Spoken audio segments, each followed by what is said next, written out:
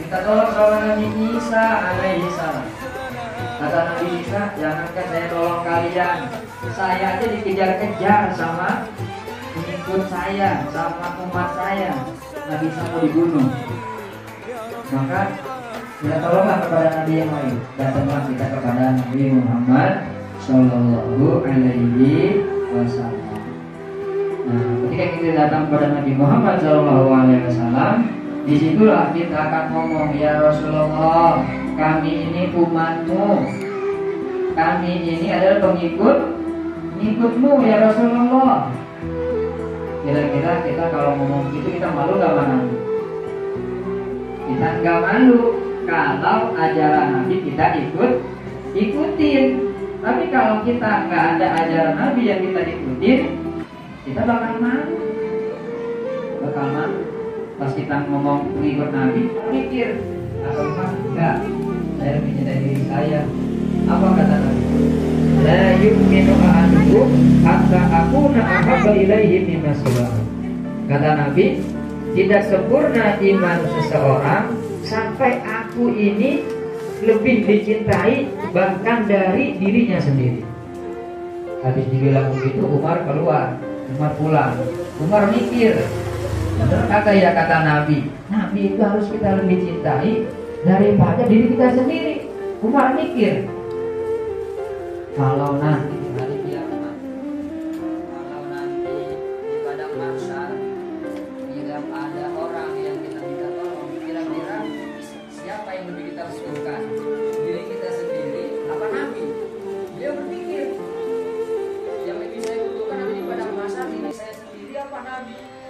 Kalau kita bersandar sama diri kita sendiri, apakah kita sama Nabi kita, Nabi Muhammad Sallallahu Alaihi Wasallam?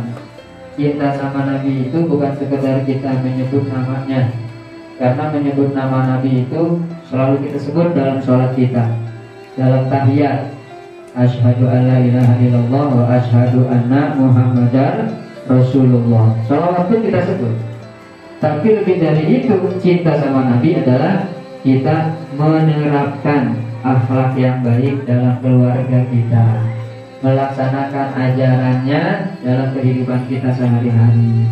Kita sayang anak, sayang keluarga, itu adalah ajaran Nabi. Karena di dalam sejarah nggak terdengar sejarahnya Nabi ribut sama bininya, Nabi ribut sama anaknya, nggak kedengeran.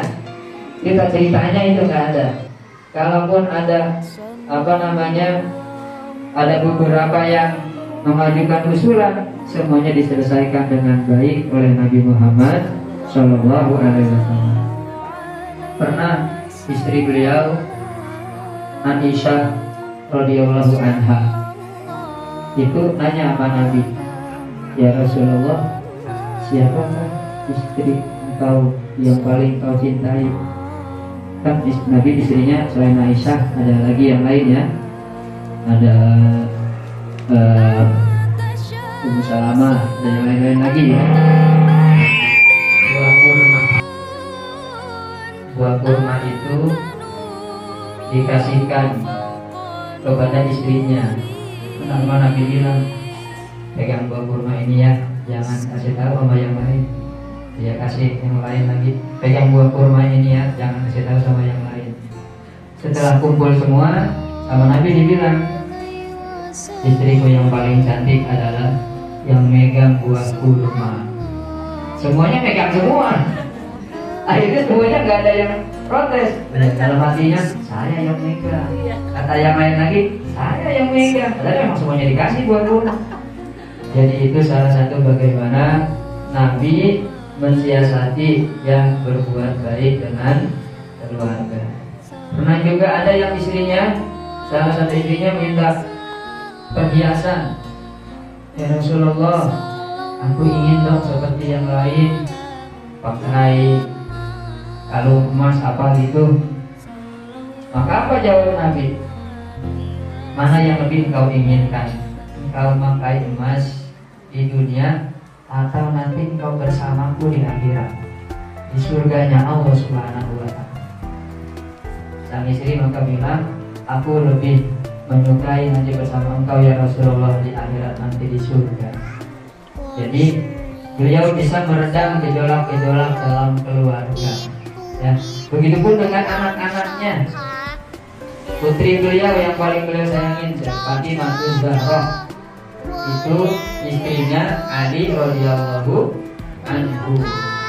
Itu beliau selalu mendampingi, mendidik, bahkan ibunya Fatimah, Khadijah radhiyallahu anha, ketika beliau malu ngomong sama Nabi, Fatimah yang ngomong, menjadi perantara. Ya. Jadi contoh kita dalam kehidupan ini adalah insya Allah kita bisa mencontoh Nabi kita, Nabi Muhammad Shallallahu Alaihi Wasallam. Kalau udah paham, bisa diingat, bisa menjawab, ya. Walaupun paham, kalau bang jawab melupa kan, ya. Nenek juga sama, ya, karena dia di atasnya itu ya, sama. Doa nenek, doa ibu sama, doain. Insya Allah Allah akan kabulkan, ya.